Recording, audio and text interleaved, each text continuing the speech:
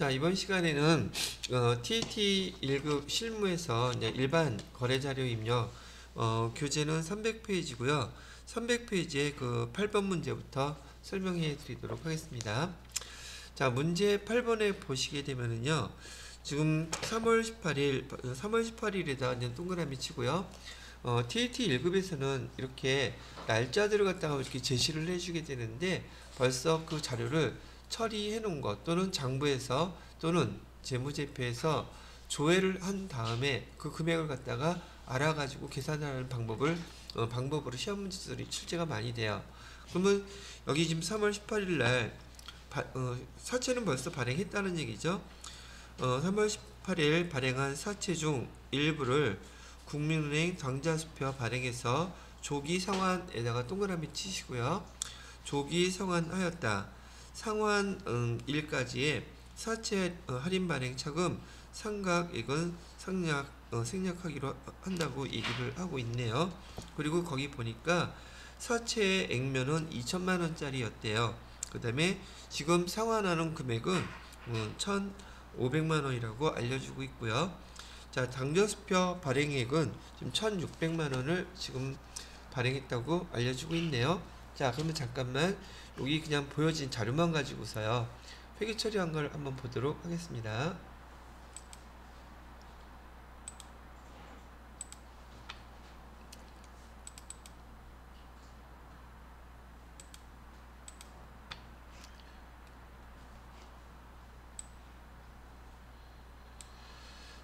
자, 지금 우리가 확실히 알 수 있는 것은 사채를 상환했다고 알려주고 있죠. 이거 쓰고서는 금방 지울게요. 화면도 좀 봐야 되니까.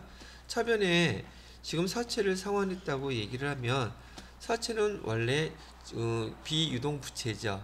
상환했다고 그러니까 사채가 얼마가 감소하겠어요. 1,500만 원은 차변에 이렇게 감소하게 되겠고요. 그 다음에 대변에다가는 지금 여기 당좌 수표를 발행했다고 하면 당좌 예금으로 감소되는 금액은 얼마가 감소되겠어요? 1,600만 원이 감소된단 말이죠. 당좌 예금 1,600만 원 이렇게 감소하게 되면은 회계처리 일단 요 두 가지는 기본적으로 해 주어야 될 텐데 지금 여기에서 거기 3월 18일 날 요 항목을 연계시키려면 사채를 발행했을 때 사채에 대해서 어떻게 회계 처리가 됐을까? 그부터 먼저 알아야 된단 말이죠. 금액은 아직 제가 안 봤으니까 모르겠는데 차변에 돈을 받았다면 그러면 되겠다. 저기 한번 3월 18일 날짜 일반전표에서 회계 처리된 거 한번 조회를 해보세요. 보통 예금으로 돈이 들어왔는지 어디로 들어왔는지 모르겠으니까 3월 18일 날 차변에 뭐라고 적혀 있나요? 보통 예금이요? 보통 예금으로 얼마가 들어와 있어요? 모르면 봐야 되겠지.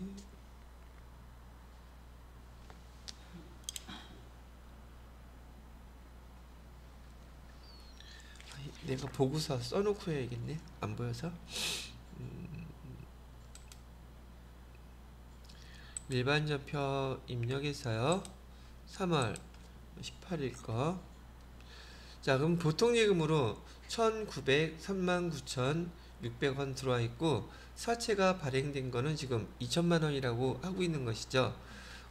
자, 지금 사채 2천만 원 중에서 여기다 쓴다 그러면 차변에 사채 1,500만 원 이렇게 갚는다고 쓰는 것이고요.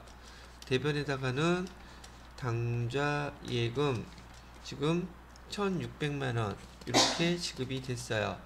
그러면 지금 100만 원이 지금 차이가 나고 있는데 지금 우리가 배웠던 것처럼 사채라고 하면은 사채 할인 발행 차금 얼마가 있습니까? 얘가 지금 96만 400원이 남아 있죠. 근데 이 사채는 2천만 원짜리 발행한 거에 대한 금액이잖아요. 그죠? 그리고 또 하나 참고로 여러분이 사채 할인 발행 차금 얘기가 나오면 난이도가 되게 어렵다고 생각하는데 이렇게 생각하세요. 저기 사채 2천만 원짜리 발행했는데 실제로 우리 통장에는 1,900만 원밖에 안 들어왔죠. 그럼 그 100만 원은 하나의 이자예요. 이자 비용. 이자 비용인데 보편적으로 사채는 3년 만기로 발행하는 게 보편적이라고 그랬었죠. 그러면 이 비용, 그 96만 원을 올해 비용으로 다 처리하는 게 합리적이겠어요? 아니면 3년 동안에 나누어서 사채를 비용 처리하는 게 그게 합리적이겠어요? 그쵸? 이게 사뭇 뭐하고 똑같은 거냐면요. 우리 유형자산 사갖고 오게 되면 사용하는 내용 연수 기간 동안에 사채를 여기 감가상각비를 통해서 걔를 비용화시키죠. 그죠? 내용 연수 기간 동안에 얘도 똑같아요. 유형자산은 감가상각하는 방법, 정액법이나 정률법으로 계산해 가지고서 그 자산의 값을 사용하는 내용 연수 기간 동안에 감가상각비로 이렇게 배분하는 것처럼 지금 여기서는 사채라는 걸 발행하면서 금융 비용이 발생한 거예요. 그 금융 비용의 이름이 사채 할인 발행 차금이고요. 얘를 갖다가 상각하는 방법이 유형자산인 경우에는 정액법, 정률법 이렇게 쓰는데 금융비용을 갖다가 상각하는 방법은 유효이자율법이라고 불러요. 뭐라고 부른다고요? 유효이자율법. TAT 2급 배우실 때 한번 들어보셨었죠? 그래서 이렇게 유효이자율법을 갖다가 적용해 가지고 이 사채 할인 발행 차금을 3년 동안 나누어서 얘를 갖다가 비용화 시키는 거예요. 어떤 비용? 이자 비용으로. 자, 그래서 여기 사채 할인 발행 차금에 대해서 얘를 갖다가 상각을 해 주어야 되는데 문제에서는요. 사채 할인 발행 차금 상각에 생각하지 말래요. 그리고 지금 4월 9일 날 상환하는 거에 대해서 여기 4월 9일 날 상환하는 금액에 대해서만 이 금액을 갖다가 배분을 해주래요. 그럼 어떻게 배분해 주는데요? 지금 96만 원이란 이 돈은 2천만 원이라는 금액에 대한 그 비용이었었죠. 그러면 지금 1,500만 원은 갚았으니까 1,500만 원 어치는 빼줘야 되겠죠. 그죠? 500만 원어치만 남겨놓으면 되잖아요. 그럼 이거 어떻게 계산해요? 어떻게 계산하니? 비례법으로 계산하면 돼요. 96만 400원에 대해서 여기 곱하기 지금 전체 사채 금액은 얼마였었어요? 사채 금액은 전체가 2천만 원이죠? 그죠? 우리가 빼야 될 돈을 계산해 보는 거예요. 2천만 원 중에서 우리가 지금 상환하는 금액은 얼마를 상환하고 있습니까? 1,500만 원을 상환하고 있대요. 1,500만 원 이렇게 상환하게 되면은 얼마가 계산되는지 그 금액을 보도록 하죠. 96만 400원 곱하기 15 나누기 20 하게 되면 72만 원 나오네요. 72만 300원 이렇게 나오죠. 그러면 여기 사채 할인 발행 차금 2천만 원에 대한 비용이었었는데 지금 여기 계산된 72만 300원은 이 금액에서 빼줘야 되겠죠. 지금 상환하고 있으니까. 그래서 여기다가 밑에 계정은 뭐라고 쓰느냐면요. 위에 있는 계정처럼 사채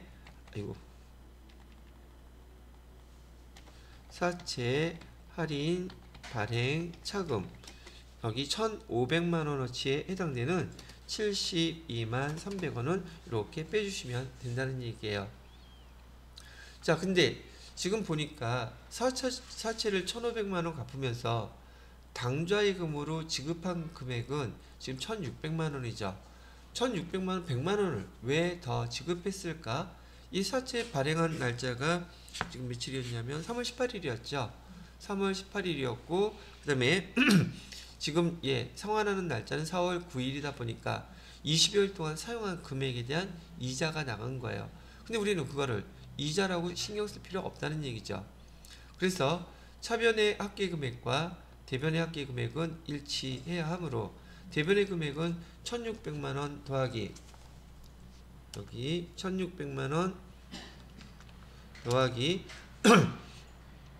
72만 원 이렇게 해주게 되면 합계 금액이 얼마가 나오느냐면 1,672만 300원 이렇게 나오죠. 그럼 1,500만 원을 빼줘 보시면은 얼마 차이가 나요? 1,500만 원 빼니까 차변에다가 172만 원이라는 금액이 차이나 2만 300원이 차이나죠. 얘가 바로 사채를 갖다가 이렇게 수시로 상환하게 되면 이렇게 손실이 생길 수도 있더란 얘기예요. 그래서 얘를 뭐라고 기록하느냐면 사채, 이 사채 상환 문제도 많이 나와요. 상환 손실이라는 계정으로 이렇게 기록을 해주시면 되는 거예요. 분계가 이해가 되셨나요? 자, 그러면 여기 추가로 참고적인 거 한번 말씀해 드릴게요. 어떤 걸 얘기를 해드리고 싶으냐면 여러분이 차후에 여기 그 재무회계에 대한 실무 기출문제를 풀게 되면 사채 상환에 대한 문제가 자주 나오게 되는데요. 여기 보시면 사채는요 만기 상환이 있어요. 사채는 만기 상환을 하게 되면 지금 스케줄링 그 날짜에 맞추어서 사채를 갖다가 사채 할인 발행 차금이나 사채 할증 발행 차금을 생각하기 때문에 상환할 때 사채 상환 손익 뭐 이익이나 할 수도 있고 손실이나 할 수도 있는데 이 사채 상환 손익이 발생하지 않아요. 발생하지 않는데 얘를 갖다가 수시 아무 때나 막 상환하게 되면 스케줄된 게 아니라서 그때 상환할 때마다 사채 상환 손실이나 사채 상환 손익이 발생할 수 있다는 얘기죠. 사채 상환 손익은요 영업과 관련이 없는 비용이기 때문에 얘는 영업 외 비용 계정으로 처리하시는 거예요. 영업 외 손익 계정으로 처리하신다. 자, 이렇게 사채를 만기 상환하는 방법도 있고요. 보통 만기 전에 상환하는 방법도 있어요. 만기 전 상환하는 방법은 두 가지가 있는데 연속 상환이라는 방법이 있고요. 연속 상환을 하게 되면 얘도 마찬가지로 날짜에 딱 맞춰서 일정한 기간마다 사채를 상환하기 때문에 얘도 마찬가지로 사채 상환 손익이 나타나지 않아요. 없습니다. 자, 근데 만기정 상환하는 방법에는 연속 상환도 있고요. 여기 수시 상환도 있어요. 수시 상환. 수시 상환을 하게 되면 우리가 계획했던 그런 금액을 일자에 맞춰서 상환하는 것이 아니기 때문에 사채 상환 손익이 반드시 발생해요. 지금처럼. 지금 이 항목은 지금 예제는 있잖아요. 예제는 여기에 나와 있는 만기 전 상환에서 여기 수시 상환에 해당되는 예제가 나와 있는 거랍니다. 그러면 사채 상환과 관련돼서는 여러분이 의미를 이걸로 정리를 해 주시게 되면 사채 상환에 대한 이론 또는 말로 물어볼 때 이게 그 내용이구나 라고 이해하실 수 있을 거랍니다. 사채와 관련돼서는 우리 일반 실무 업무에서는 많이 다뤄보는 사람들이 없기 때문에 얘도 자격 시험용 시험 문제라고 보시면 돼요. 그런데 여기에 대한 용어를 못 알아들으면 당연히 그 문제에서 질문하는 보기나 질문 자체를 이해하기가 되게 힘들어지겠죠. 그죠?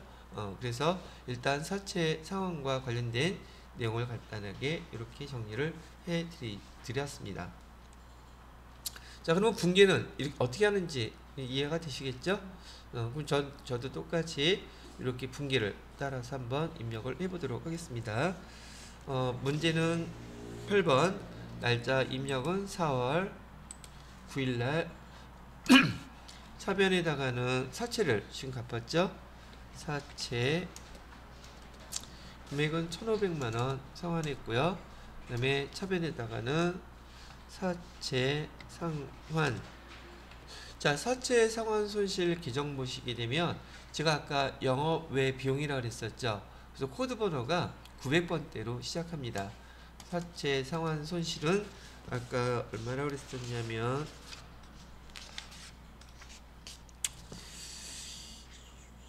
172만 300원 라고 되어 있고요. 대변에 당좌예금에서 빠져나간 금액은 당좌예금은 국민은행이었었죠. 국민은행 강좌 계정에서 빠져나간 금액은 1,600만원이고요. 그 다음에 사채 할인 발행 차금으로 해가지고 나머지 금액인 72만 300원 이렇게 회계 처리해 주시게 되면 8번에서 요구하는 답을 여러분이 기록하게 됐다는 얘기죠.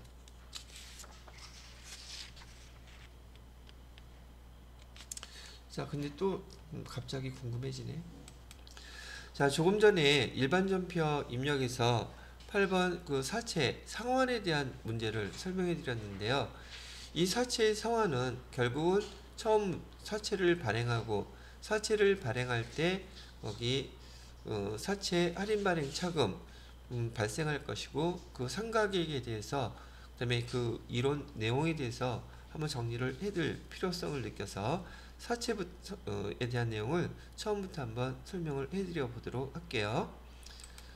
자, 이 사채는요, 지금 여기 전산 세무 2급에 수업한 내용들을 갖다가 정리해 놓은 것인데요. 회계 1급 또는 FAT 1급 배우실 때는 여러분들 그 수준에서 뭘 물어보냐면 지금 사채를 발행할 때 할증 발행인지 할인 발행인지 액면 발행인지 요거부터 먼저 물어봐요. 요 내용은 FAT 1급 전산 회계 1급에 대한 내용이에요. 그래서 보편적으로 금액 갖고 할증 발행인지 할인 발행인지 생각하는 게 제일 편하죠. 그래서 우리 액면가액 10만원짜리를 기준으로 해서 액면가액과 같으면 액면 발행, 액면 금액보다 크면 할증 발행, 액면 가액보다 작으면 할인 발행, 요거는 금방 구분하실 수 있죠. 그런데 할증 발행인지 할인 발행인지 이자율 갖고서도 판단할 수 있어요. 근데 이자율은 어떤 이자율? 시장 이자율이라고 주는 시장 이자율과의 비교예요. 시장 이자율은 10%라고 가정했을 때 그 사채의 액면 이자율이 똑같이 10%면 액면 발행, 시장 이자율보다 높으면 할증 발행, 시장 이자율보다 낮으면 할인 발행이라고 부릅니다. 그럼 요거 갖고 여러분이 할증 발행이다, 할인 발행이다 구분하실 수 있죠. 그런 다음에 회계 1급에서 문제를 이렇게 주고서 밑에 회계 처리가 되어 있는데 이 회계 처리하는 거까지가 회계 1급 FAT 1급에 여러분들한테 질문하는 문제였었어요. 주로 출제가 되는. 한번 보시죠. 사채의 액면가액은 10만원이고요. 상환 기간은 3년이래요. 액면 이자율은 10%, 유효 이자율은 12%라고 자료를 줬어요. 그리고 여기 회계 1급, 세무 2급에서 이론으로 물어보는 문제 중에 하나가 이 사채 발행 금액은 어떻게 결정됩니까? 라고 물어보는데 우리 지난 시간에 사채 발행가액은 뭘로 결정된다 그랬어요? 사채 액면가액의 현재 가치와 총 지급되는 이자의 현재 가치 두 가지를 합쳐서 여기 사채 발행가액이 결정되어 그래서 현금 현가계수하고 연금 현가계수 계산해서 같이 한번 지난 시간에 해봤죠. 그렇게 두 개가 결합돼서 여기 사채 발행 금액이 결정되어 라고 배웠단 말이죠. 이렇게 벌써 회계 1급이나 FAT 1급에서 사채 발행가액의 결정을 알려주다가 지금 이렇게를 현가계수다 연금계수다 주면서 실제로 계산하는 건 어디서 나온 거예요? 이론은 회계 1급이나 FAT 1급에서 배웠고 그게 이제 세무 1급에서는 그런 현가계수까지 계산해서 문제를 풀 수 있도록 세무 1급에 나오는 게 바로 그 문제였던 거예요. 배우기는 이거 언제 배운 거예요? FAT 1급 때 배웠던 내용이란 말이죠. 또는 TAT 2급 때도 당연히 나왔겠죠. 여기 다른 그 자격시험인 세무 2급도 봐요. 여기서도 이게 나오잖아요. 그죠? 자, 그래서 한번 봐요. 그러면 우리가 3년 뒤에 갚아야 될 사채 10만원짜리 지금 발행했으니 회계 처리하면 대변에다가 사채 10만원 이렇게 기록하면 되겠죠. 그리고 사채 발행 금액은 우리가 장부가액이라고도 부른다고 했죠. 발행가액이라고도 부르고 장부가액이라고도 불러요. 사채 10만원짜리 발행했으니 우리 통장에 돈이 얼마나 입금이 됐겠어요? 보통예금에 입금된 금액은 바로 이 장부가액, 발행금액 그 자체가 입금이 된 거예요. 발행가액이라는 게 우리가 10만원짜리 사채 발행하고 통장으로 돈 받은 금액이라는 뜻이에요. 그러면 3년 후에 10만원 갚아야 되는데 실제로 우리가 받은 금액은 95,198원만 받았죠. 금액 차이 나잖아요. 그럼 나머지 차이 금액을 우리 뭐라고 불러요? 이걸 갖다가 사채, 할인, 발행, 차금이라고 부르죠. 자, 제 말 잘 천천히 들으셔야 돼요. 지금 우리가 보편적으로 금융기관에서 10만원을 빌리면 우리가 이자는 10%라고 가정하고요. 우리 통장에 원래 얼마가 들어와요? 금융기관에서 10만원 대출 받으면 우리 통장에 얼마 들어와요? 10만원 그대로 들어오죠. 그러니까 이자율 10%라고 하면 이자 지급할 때마다 차변에 이자 비용 그 만원, 대변에 뭐 보통예금으로 이체할 테니까 이체하면서 보통예금 만원 이렇게 처리할 거 아니에요. 이해됐음? 그런데 우리는 지금 그 대출 받는 대신에 채권을 발행했더니 지금 10만원에 대한 그 액면 이자율 10%라고 얘기하는 것은 이 채권을 산 사람한테 매년 10% 이자를 지급해 줘야 되겠죠. 그럼 변함이 없잖아. 채권 산 사람한테 10% 주기로 약속한 거니까 액면 이자율로. 이해됐어요? 그러면 원래 10%만 딱 이자 비용 처리하면 되겠는데 지금 우리가 받은 돈이 10만원을 받았어요? 10만원보다 적게 받았어요? 적게 받았죠? 얼마큼을 적게 받았어요? 여기 밑에 있는 4,800원만큼 적게 받았죠? 그럼 이건 뭐야? 이 금액을 갖다가 우리 입장에서는 액면 이자율 10% 이자에다가 내 입장에서는 돈도 더 적게 받았기 때문에 내 입장에서의 이자율은 액면 이자율보다 더 높더란 말이죠. 그게 바로 시장 이자율이라고도 주고 시험 문제에서 유효 이자율이라고도 주는 거야. 그래서 여기 여러분들한테 묻는 질문은 뭘 물어보느냐면 여기 액면 여기 1년 지났을 때 이자 비용 얼마냐고 물어봐요. 이자 비용. 그러면 여기 지금 최소한 회계 1급이나 FAT 1급에서는 문제에서는 여러분들한테 여기 장부금액, 사채, 발행금액 계산하라는 문제 안 나왔었어요. 그냥 다 알려줘요. 이 금액 이렇게 회계 처리까지만 할 줄 알게 되면 그냥 바로 여러분이 1급까지는 통과가 됐단 말이죠. 그랬더니 TAT 2급에서 요 다음 단계로 문제를 어떻게 줬느냐면 이렇게 줬어요. 자, 조금 전에 우리가 봤던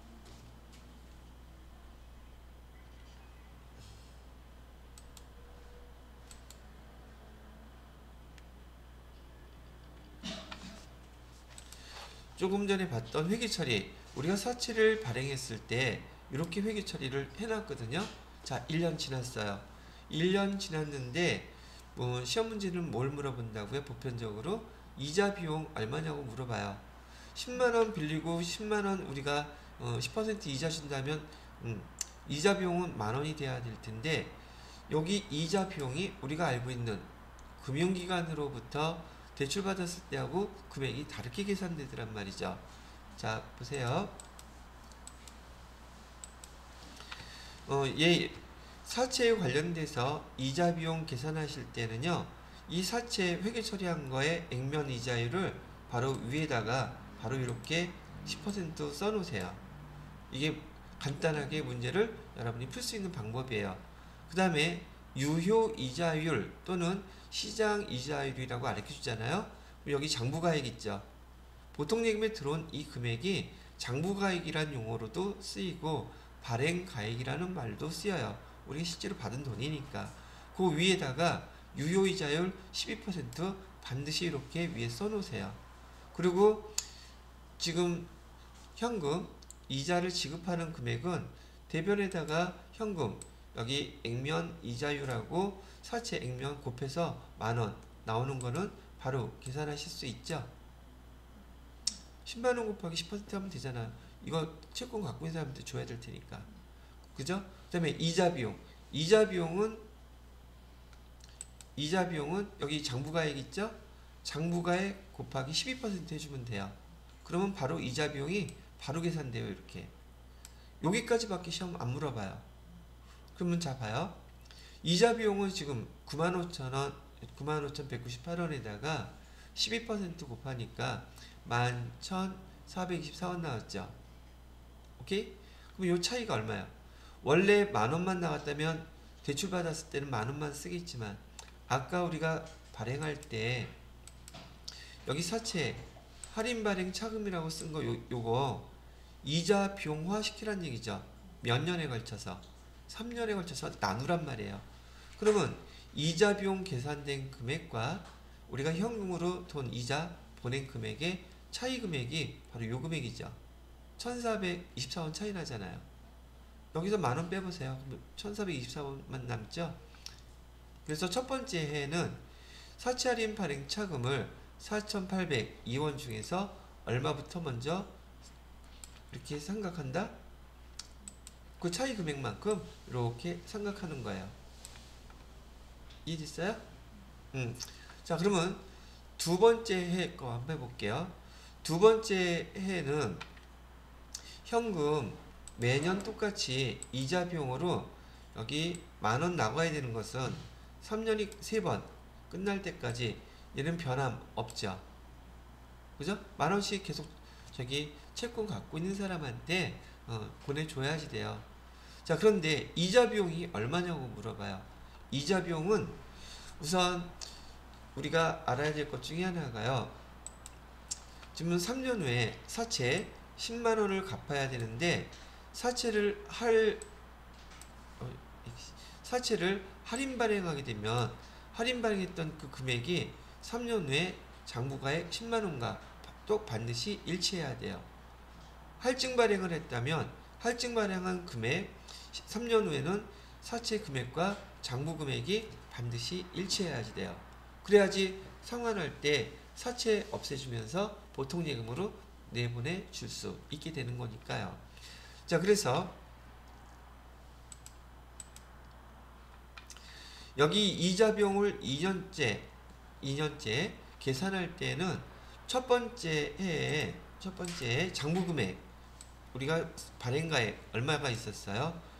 여기 처음 받았던 95,198원이 있었죠. 여기다가 3년 동안에 10만원하고 똑같이 일치시키려면 매년 장부 금액은 증가해야 되는데 증가해야 되는 금액이 어떤 거냐면 바로 여기 사채 할인 발행차금 상각액만큼만 더해주면 돼요. 그럼 장부 금액은 두 번째에 얼마가 돼요? 96,622원이 돼요. 이 금액 어떻게 나온다고요? 요 금액하고요. 사채 할인 발행차금 전년도에 상각한 거 있잖아요. 요거 이렇게 두 개 더해주면 돼요. 그러면 96,622원 이렇게 나와요. 그럼 장부가액 계산했죠? 그리고 이자 비용은 어디에다가 곱하라 그랬어요? 장부가액에다가 똑같은 그 비율 12% 곱하시면 돼요. 그러면 두 번째 이자 비용은 얼마로 계산이 돼요? 11,595원 계산되죠? 그죠? 그러면 똑같아요. 그 다음 단계는 이자 비용에서 현금 내보내준 금액 차이가 또 생기죠. 그죠? 그럼 얘가 바로 두 번째 해에 사채 할인 발행차금 상각액이 되는 거예요.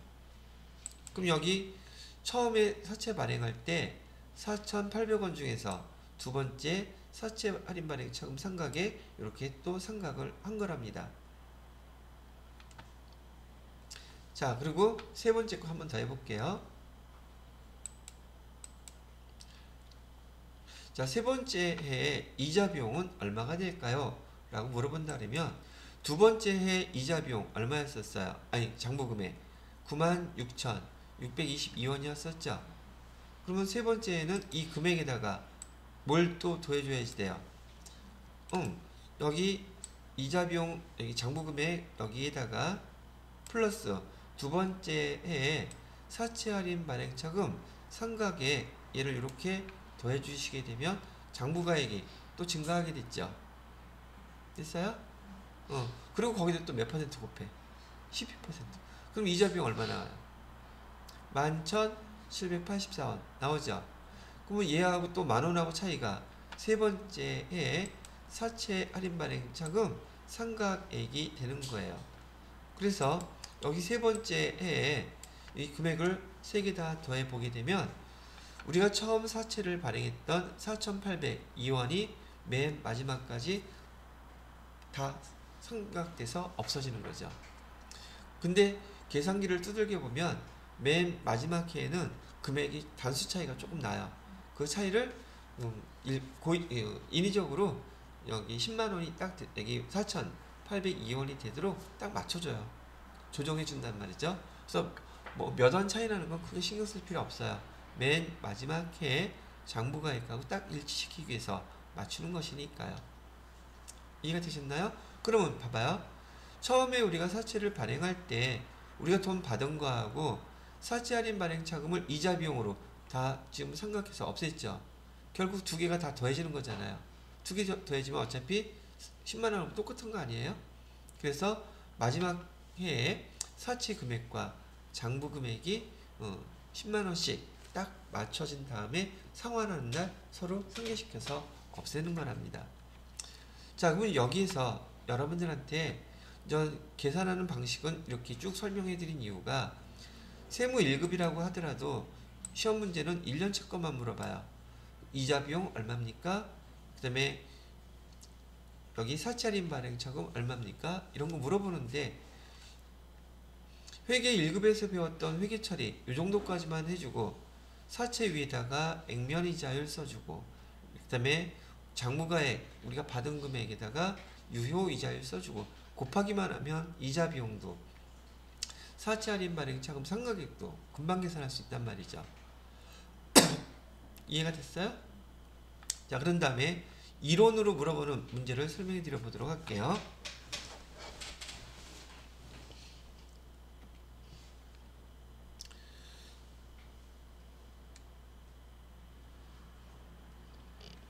자, 다시 한번 얘기하는데 우리가 사채를 할인 발행하게 되면 지금 사채 액면은 10만원이에요. 할인 발행했는데 금액이 작으니까 할인 발행이 됐죠. 그죠? 할인 발행 95,000원짜리가 매년 지금 장부 금액이 증가한다 그랬어요. 그죠? 얼마씩 증가한다 그랬어요. 여기 사채 할인 발행 차금 상각액만큼씩 증가한다 그랬죠.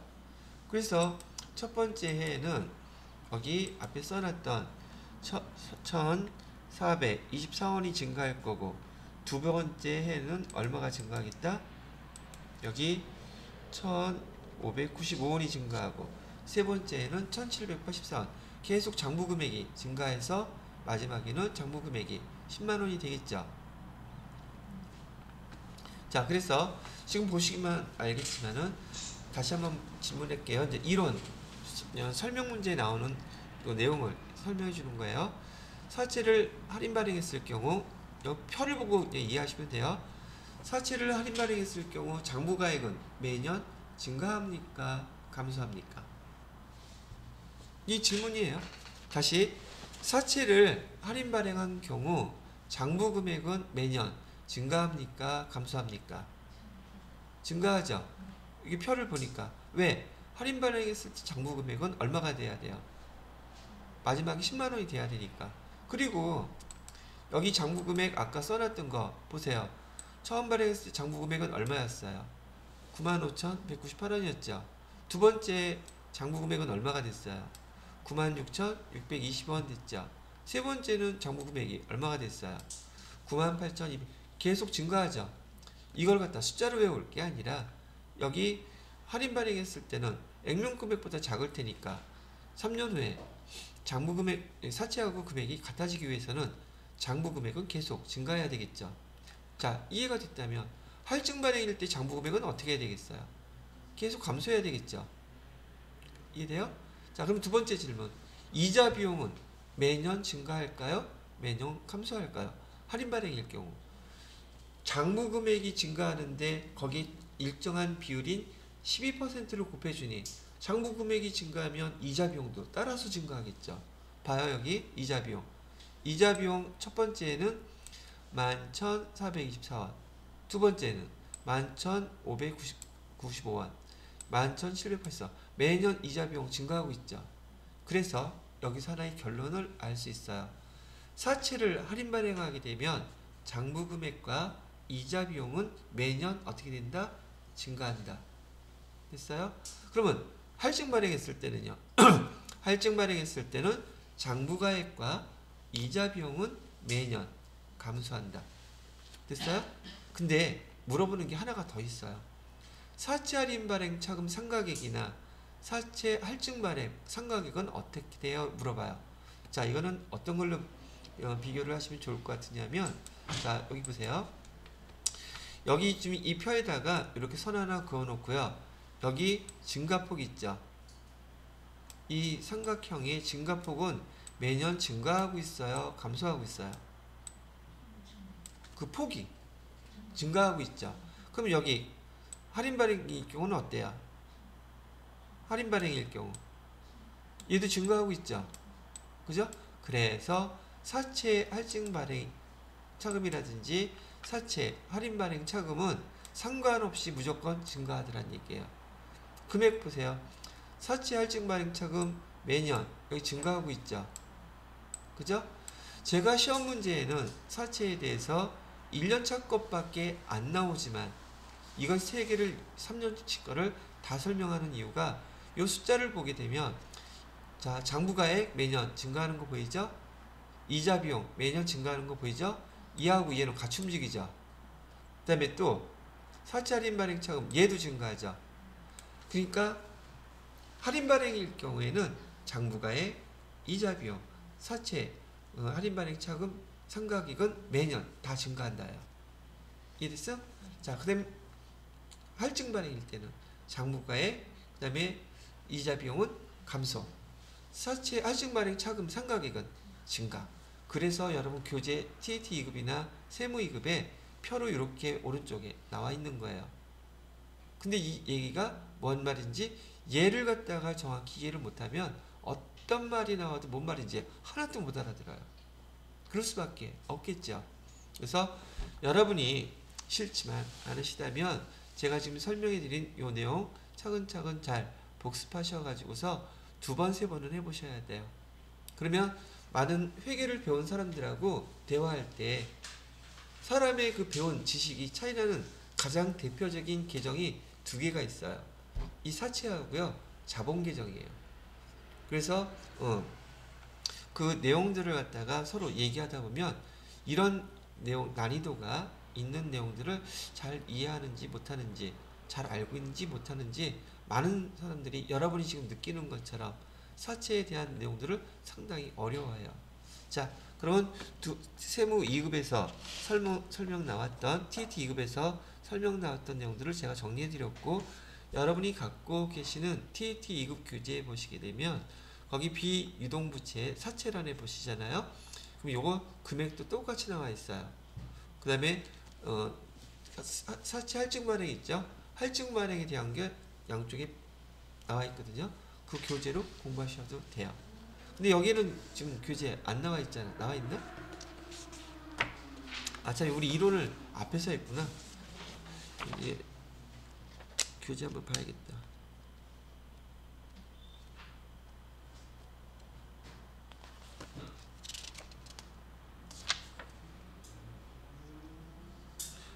여기에는 앞에 세무 TAT 2급에서 설명했기 때문에요. 계산 과정 하나도 안 나와 있어요. TAT 2급 과정이라서. 그래서 여기 내용을 보셔도 좋고요. 제가 그 유튜브로 TAT 2급 수업한 것도 있기는 하지만 제가 그거 보지 않고 이거 보시게끔 하려고 그냥 여기 또 설명했습니다. 자, 이번에는 세 번째로 지금 TAT 2급 과정에서 이런 것들을 여러분이 알고 학습을 해놓은 다음 단계가 요 단계였었어요. 사채를 상환하는데 아까 설명해드린 만기 상환과 만기 전 상환 2가지 종류가 있어요. 만기 상환할 때는 우리가 스케줄링을 다 해놨기 때문에 조금 전에 봤던 것처럼 상환할 날짜를 알고 있어요. 그럼 그 날짜에 맞춰서 사채 할인 발행 차금에 대한 할증 발행 차금에 대한 상각을 다 해버리기 때문에 상환할 때 사채 상환 손실이나 사채 상환 이익이나 발생하지 않아요. 연속 상환도 마찬가지예요.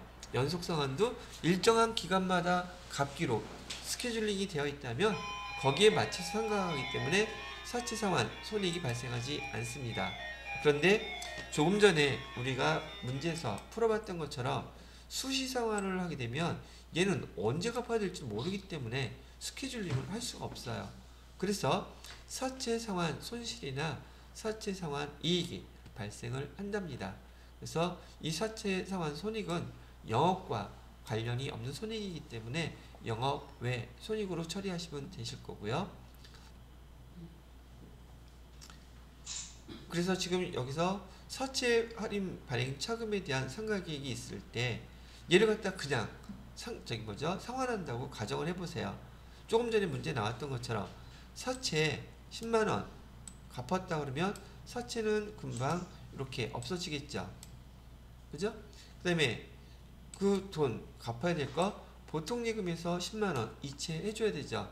왜? 액면가에 다 상환해야 되니까. 됐어요? 그리고 실제로는 아까 나 돈 받을 때 다 못 받았잖아요. 95,000원. 근데 상환할 때는 10만원 다 줘야 되죠.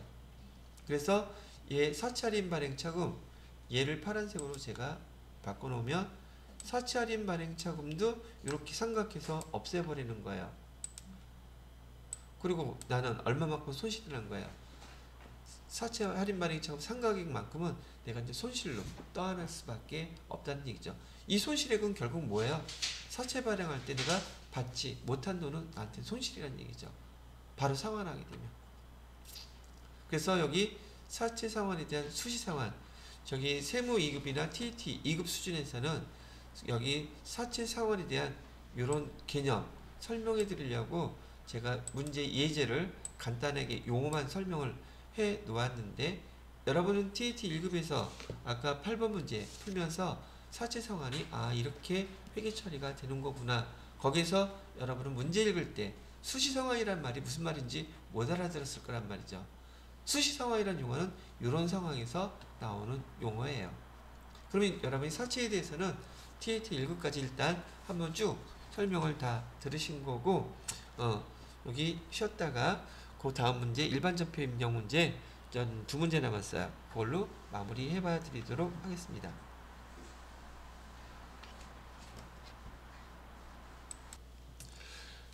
자, 그래서 저기 8번 문제에 대한 그 사채는 여러분의 이해를 돕기 위해서 FAT 1급, TAT 2급, TAT 1급 상황에 쭉 오면서 그게 완성된 지금 자료를 다 한번 쭉 설명을 해드렸었어요. 자, 그래서 사채에 대한 거 얘는 2번, 3번, 4번 제가 공부했을 때 저도 그랬기 때문에 뭐 저도 특별한 사람 아니거든요. 많이 반복해서 좀 문제도 풀어보고 하다 보면 분명히 이해하실 건데, TAT 2급 때 사채에 대한 정리가 안 돼 있으신 분들은 요거 하루에 한 번씩만 풀어보세요. 아까 제가 수업할 때는 그분들한테 1시간 동안 그거 처음부터 따라서 다 계산해보라 그랬어요. 그때 충분히 이해가 된다고 하시더라고요. 여러분들도 충분히 이해할 거라고 믿어요. 근데 하루에 한 번씩 풀어보세요. 그러면 여러분 사채에 대해서는 자신감이 생겨요. 그게 극복이 돼야지 나중에 사채 관련된 문제가 나왔을 때 두려움 없이 바로바로 풀 수 있으실 거예요. 그리고 그 문제 제가 설명해 드린 거 내용 이외의 것은 거의 나오지 않아요. 그거보다 낮은 수준으로 나와요. 보편적으로. 사채 상환에 대한 거는 나중에 기출문제에서 여러 가지 형태로 나오니까 그때 한번 다시 계산한 거 풀어보면은 금방 이해하실 수 있으실 거고요. 자, 이번에는 9번 문제인데요. 301페이지에 4월 14일 녹색 성장 사업에 대한 사업 확장이 확정되어 신재생에너지 기계 구입 관련 정부 지원금 1,000만원이 한국은행 보통예금 계좌에 입금됐대요. 그리고 거기 옆에 설명에 계정 과목을 126번 거기 정부 보조금으로 구분 차감 계정 설정하라는 얘기죠. 그렇게 해서 분기하래요. 근데 얘는 답은 여기서 요구하는 답은 되게 간단해요. 차변에 돈 보통예금으로 들어왔다면서요.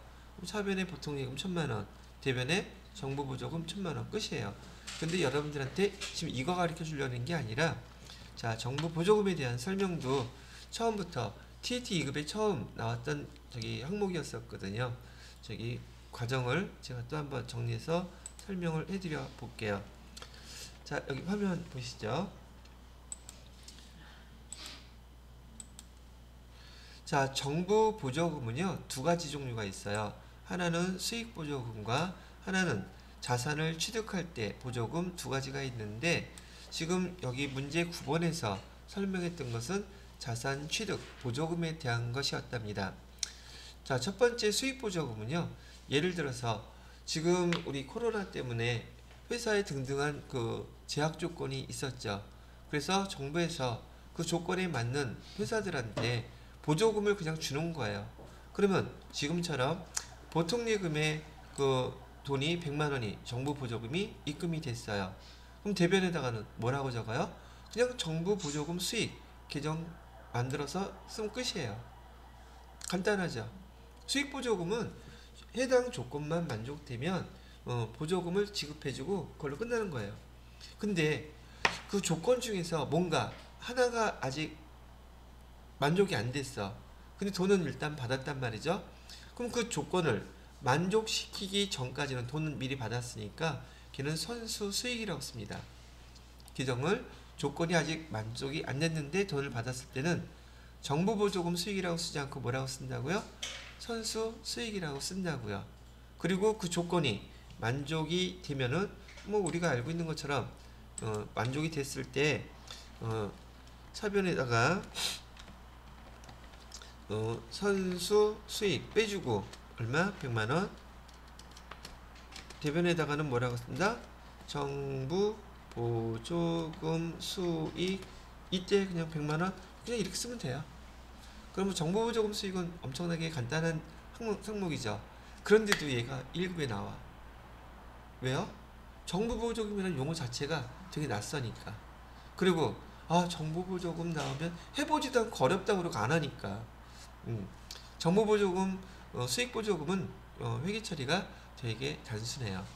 그리고 지금 여기서 문제 9번 문제도 지금 요 정도 문제로 지금 나와 있는 거고요.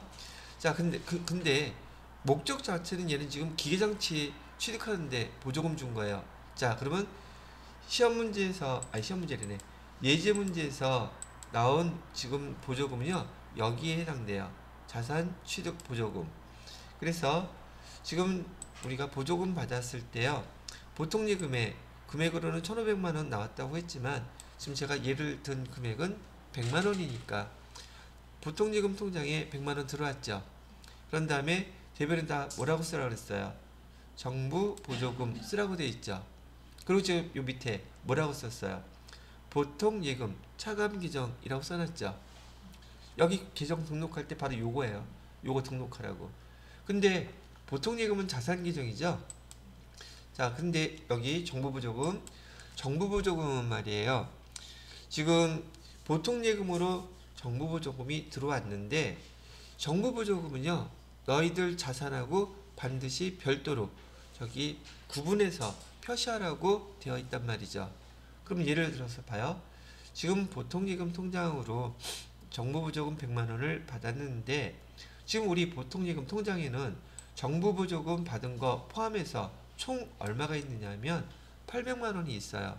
그런데 정부보조금 여기 회계 처리할 때는 기업회계 기준에서 반드시 정부보조금과 그 회사의 보통예금에 있는 돈과 구분해서 표시하라 그랬었죠.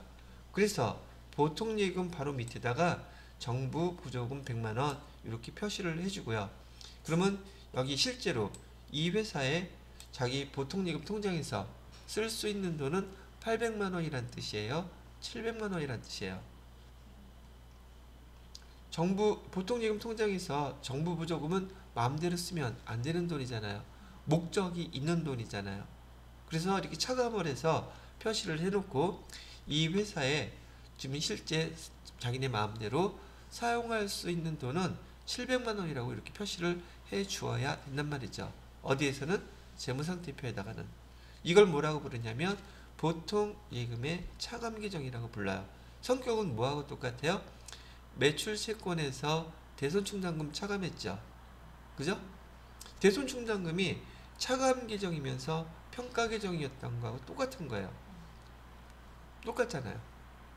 그죠? 이렇게 정부보조금은 그 회사의 자산에서 포함된 게 있다면 반드시 구분해서 표시해준다. 되셨나요? 자, 이렇게 보통예금으로 정부보조금을 받았어요. 그런 다음에 목적대로 그 기계장치를 취득했어요. 그 기계장치는 얼마짜리였냐면 500만원짜리였어요. 자, 기계장치 500만원 지금 샀고요. 보통예금 통장에서 500만원 이체해서 지급을 했어요. 그럼 얘는 회계처리는 아무것도 어려운 게 없죠. 그죠? 산 금액 그대로 보통예금에서 이체해준 금액 그대로 회계처리하면 돼요. 차변에 기계장치, 대변에 보통예금. 근데 얘는 뭐가 문제냐면 조금 전에 말씀드렸던 보통예금 통장에 정부보조금이 있었죠. 근데 여기 보통예금 결제하면서 이 금액 안에 정부보조금도 지급했겠죠. 왜? 기계장치를 샀으니까. 그래서 여기 대변에 보통예금 차감 계정으로 표시해놨던 이 정부보조금을 사용했으니까 없애줘야지 돼요. 그래서 정부보조금이 대변으로 이렇게 없애서 상기 처리가 됐다는 얘기죠. 그러면 얘 금액도 없어지고 보통예금에서 더 이상 이렇게 표시할 필요 없어졌죠. 사용했으니까. 그죠? 근데 대변에는 뭐가 또 생겼어요? 똑같이 정부보조금이라고 해서 100만원이 다시 생겼어요. 근데 얘는 뭐에 대한 차감 계정이 되겠어요? 기계장치 500만원 주고 샀는데 500만원짜리 기계장치가 다 우리 거예요? 아니죠.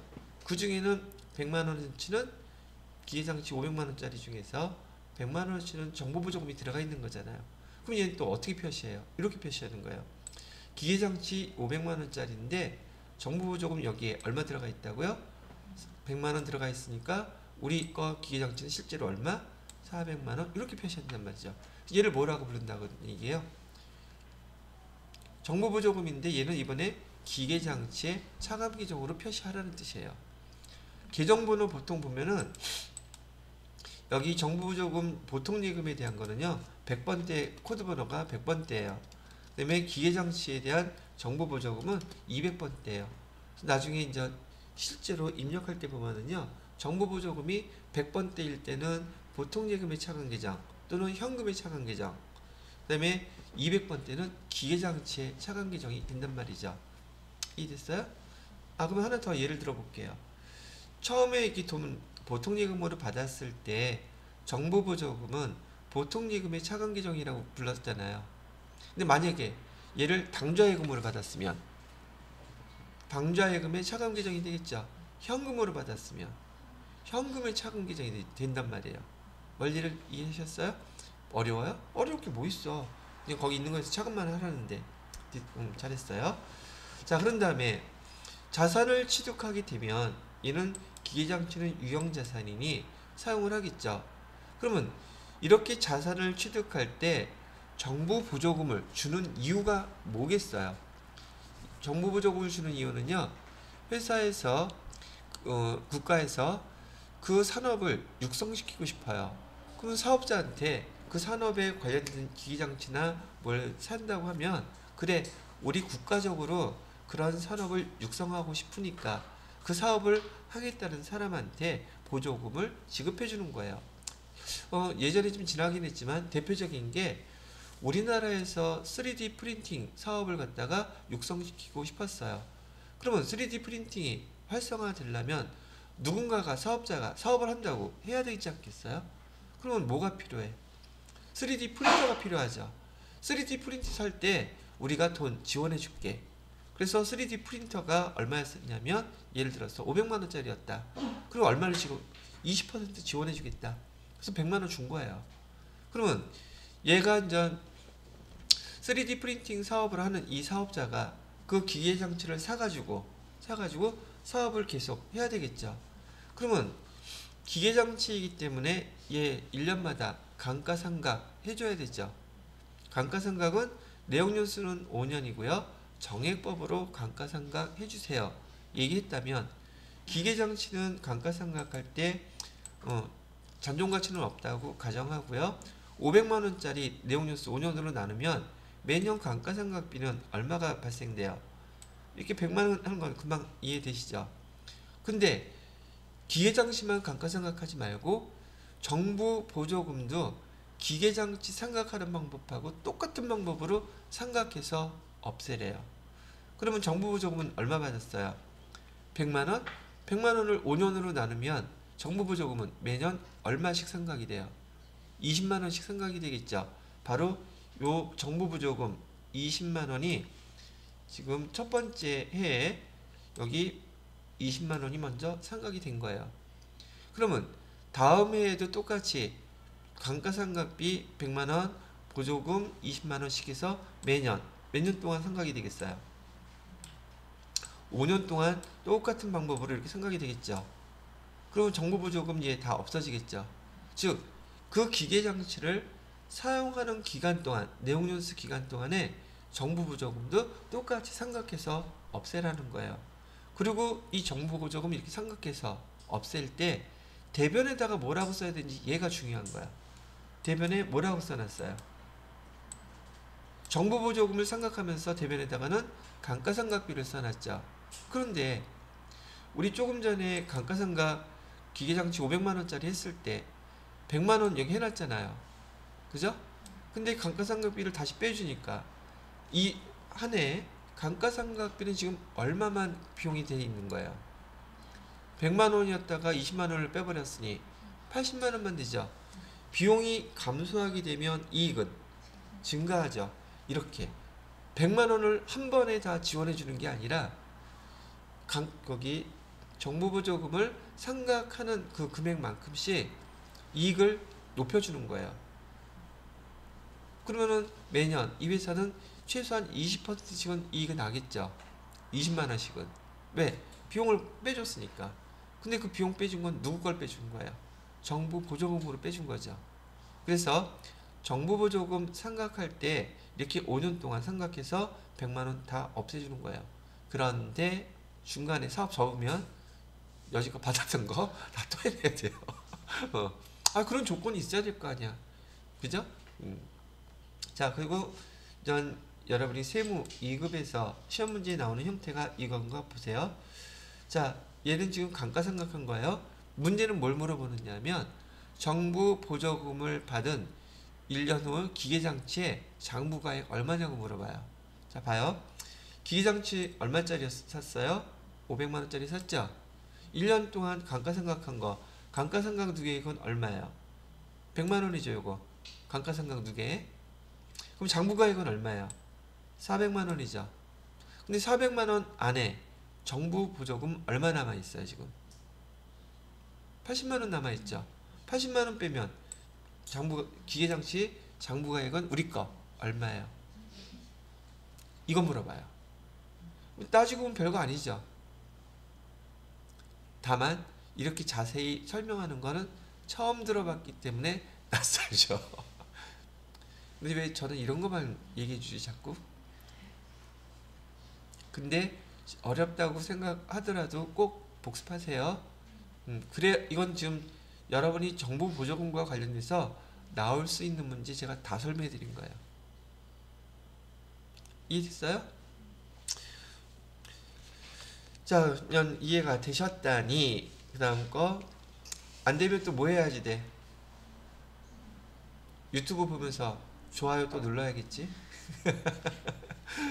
자, 저기 동영상 계속 찍어놓고 있으니까 필요할 때 꼭 보면서 복습하시기 바래요. 자, 그러면 9번 문제에 대해서 여기 또 입력을 해보도록 할게요. 날짜는 4월 14일로 되어 있고요. 차변에는 보통예금 들어와 있었죠. 보통예금이고 어디 은행이라고 했었냐면 한국은행이라고 했네요. 금액은 1000만원. 그 다음에 대변에다가는 지금 계정과목 여기 현재 없죠. 그럼 계정과목 등록부터 해놓으셔야겠네요. 계정과목 적여 등록 해놓으시고요. 계정 코드번호가 몇 번으로 되어 있냐면 126번으로 되어 있네요. 126번. 여기다가 정부보조금이라고 쓰래요. 정부보조금 써주시고요. 그 다음에 지금 보시는 것처럼 지금 이 계정은 보통예금 차감계정으로 들어가야 되겠죠. 그래서 구분을 할 때 4번 차감계정이라고 선택하라고 나와 있는 거예요. 그 다음에 옆에 관계코드는 몇 번으로 되어 있습니까? 관계코드는 103번 보통예금의 차감계정으로 표시하라고 나와 있는 거랍니다. 되셨나요? 그런 다음에 지금 우리 일반전표 입력 한 거에 대해서요. 대변에다가 126번 정부보조금 해놓고서는 금액 1000만원 이렇게만 입력하면 되는 거죠. 제가 조금 전에 설명해 드렸던 정부보조금 자산 취득과 관련돼서 정부보조금 받은 거 이렇게 지금 등록을 한 거예요. 그 다음에 나중에 얘를 갖다가 사용하게 되면 아까와 같은 절차로 정리를 해주시면 된다는 얘기고요. 자, 그 다음에 301페이지에 보시게 되면 마지막 10번 문제가 나와 있네요. 4월 17일 단기 시세차익을 위해 보관 중인 마곡의 주식과 관련된 배당금 지급 통지서이며 현금 배당은 한국은행 보통예금 계좌에 입금이 되었습니다. 라고 얘기를 하고 있네요. 배당금 지급 통지서를 보아하니 종류는 보통주고요. 소유주 만주래요. 액면금액은 5,000원, 한 주당 5,000원짜리라고 얘기하는 거죠. 현금 배당률은 10%, 주식 배당률은 5%. 자, 그러면 여기 금액을 계산해 보면 곱하기만 하면 되겠죠. 자, 보통예금에 들어와 있는 금액은 지금 얼마가 입금이 돼 있겠어요. 현금 배당이라고 그랬으니까 이거 써줘야 되나? 자, 보시죠. 여기 지금 만주 있다 그랬었죠. 만주 곱하기 현금 배당률은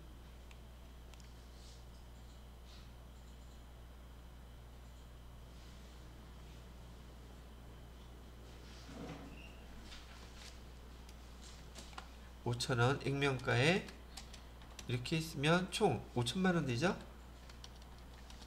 자, 주식 5천만원어치를 갖고 있는데 여기에 지금 현금 배당률은 몇 퍼센트를 해준대요? 10%. 그럼 현금 배당은 얼마가 통장에 들어와 있을까요? 500만원 들어와 있겠죠? 그죠? 지금 그래서 뭐라고 돼 있어요? 지금 단기 시세차익을 위해 보관 중인 마곡의 주식과 관련된 배당금 지급 통지서이며 현금 배당은 여기에 입금됐다고 얘기를 하잖아요. 그럼 여기 차변에 현금 배당에 대해서는 차변에 보통 예금 500만원 들어와 있을 것이며 대변에는 배당금 지급받았을 때 뭐라고 써요? 배당금 지급받았을 때 배당금 수익이라고 쓰기로 배웠죠. 그래서 배당금 수익 500만원 이렇게 들어온 거예요. 자, 두 번째로는 지금 여기 주당 주식 배당은 5% 한다 그랬죠. 만주에다가 곱하기 5%라 했나요? 5% 하게 되면 주식 몇 주를 받을 수 있겠습니까? 그러면 만주 곱하기 5% 하면 500주 받았겠네요. 500주. 자, 이렇게 타회사의 주식을 갖고 있는데 현금 배당인 경우에는 보통 예금 이렇게 계산해서 배당금 수익 쓰고서 회계 처리하면 끝나요. 그런데 주식 배당인 경우에 500주가 더 늘어나 있죠, 지금. 그죠? 얘는 회계 처리 한다, 안 한다? 얘는 회계 처리하지 않습니다. 그리고 주식 수만 그냥 늘어나는 거예요. 대신 단가가 떨어지겠죠. 그래서 여기서 알려주고 싶은 거는 그건 거예요.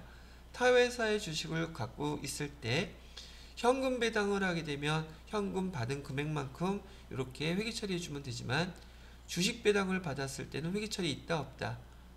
회계처리 없다예요.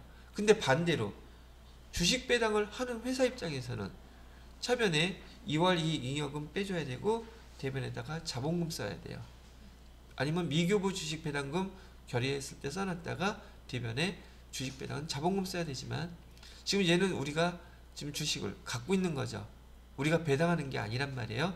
그러면 결과론적으로 정리를 하게 되면 타회사 주식을 갖고 있으면서 주식 배당이 나온다면 주식 배당을 하게 된다면 분계 있다 없다? 분계 없음이에요. 그냥 그런가 보다 하고 주식만 받아 챙기면 되는 거예요. 그럼 뭐가? 주식 배당을 받게 되면 주식수는 500주가 증가하겠지만 기존에 갖고 있던 단가 있죠. 그 금액의 단가가 500주 더 나누어져야 되니까 단가가 떨어진다는 얘기예요. 이건 무슨 말이냐면 이런 뜻이에요. 자, 간단하게 100주를 갖고 있었는데 얘가 지금 얼마였었느냐면 12,000원이었다고 가정해요. 한 주당 1,200원씩이라고 얘기한다는 얘기죠. 1,200원이 아니라 120원씩. 근데 지금 주식 배당으로 몇 주가 들어왔냐면 몇 주가 들어왔다? 10주가 들어왔다고 쳐요. 오케이? 자, 그러면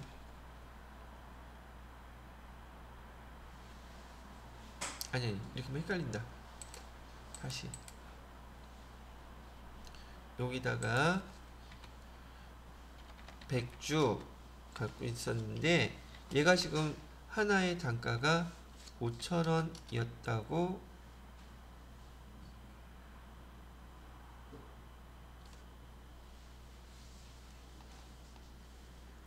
우리가 산 타회사 주식이니까 1,000원으로 할까요? 1,000원으로 하게 되면 총 갖고 있는 금액은 10만원 이렇게 있었단 말이에요. 근데 주식 배당을 해서 10주가 더 들어왔어요. 10주가 들어왔는데 그러면 주식수는 몇 주가 되느냐 하면 총 110주가 돼 있단 말이죠. 이 110주로 10만원을 그냥 나눠주는 거예요. 10만원 나누기 110주 하게 되면 9만 단가가 909원 이렇게 나온단 말이죠. 그래서 합계 금액은 결국은 10만원은 변하지가 않아요. 뭐만 변하는 거예요? 주식의 단가만 변하는 거예요. 주식수하고 주식의 단가만. 이해되셨죠? 그리고 회계처리는 있다 없다. 금액은 원래 똑같아요. 그냥 주식수와 주식에 보유하고 있던 단가만 변동이 된단 말이죠.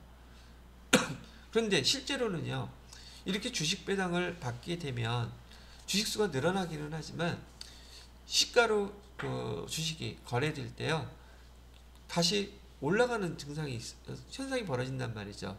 그러니까 10주만큼 내가 금액을 더 많이 벌 수 있는 그런 실제적인 상황은 있지만 회계 처리할 때는 주식 배당 받았을 때 분계 없고 뭐하고 뭐만 보여드렸죠? 뭐하고 뭐만 변동이 돼요? 주식수가 변동이 되고 주식수의 단가만 변동이 된다. 금액은 변동이 있다 없다? 없다. 요것도 말로 설명으로 물어본단 말이죠. 타회사의 주식을 갖고 있을 때 주식에 변동되는 상황이 어떻게 됐습니까? 분계는 어떻게 됐습니까? 뭐 물어본단 말이죠. 첫 번째 분계는 없다. 변동되는 거는 주식수와 단가만 변동이 된다. 요게 답이에요. 아시겠죠? 자, 여기까지 해서 여러분 일반 전표 입력에 해당되는 10가지 문제를 쭉 설명을 해드렸는데 여러분이 TAT 1급 과정까지 오면서 FAT 1급이나 TAT 2급에서 수업하셨던 내용들 나름대로 제가 정리해드릴 만큼은 정리를 해드렸습니다. 자, 일단 일반 전표 입력은 여기서 마무리 짓고요. 저도 참 이거 입력은 해야 되겠죠. 날짜는 4월 17일 날짜고요. 처변에 보통예금으로 한국은에 500만원 입력된 거 보셨을 거고요. 그 다음에 대변에다가는 배당금 수익이라고 쓰면 되겠죠. 배당금 수익 해가지고 이거 500만원 이렇게 회계 처리하면 여기서 요구하는 답이 되더랍니다. 자, 그래서 302페이지부터는 이 10가지 일반전표 입력 문제에 대해서 설명을 쭉 해놓고 있죠. 차근차근 잘 읽어보시고 복습하시기 바랍니다. 그리고 여기에 해당되는 문제는 여기까지만 하고 마무리를 우선 동영상 수업을 마무리하도록 하겠습니다.